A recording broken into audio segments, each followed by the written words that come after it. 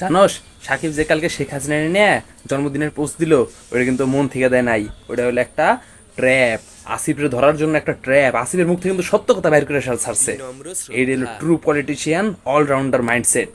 ঠিক আছে, বিনম্র ও কিন্তু শ্রদ্ধা আসলে আওয়ামী লীগ না, ওরে জোর করে আওয়ামী লীগ বানানো হয়েছে।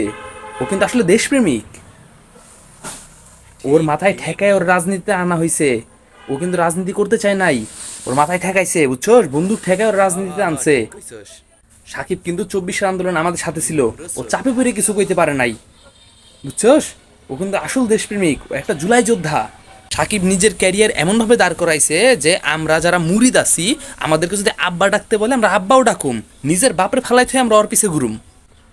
আচ্ছা, সাকিবরা যদি জোর করে এই ছাত্রলীগে রাখা হয় বা আওয়ামী লীগে রাখা হয়, তাইলে এই যে কয়েক মাস আগে ও বিদেশে যায় ছাত্রলীগের মিটিংয়ে যোগ দিছিল কে রে? বিনম্র শ্রদ্ধা, বিনম্র শ্রদ্ধা। বিনম্র শ্রদ্ধা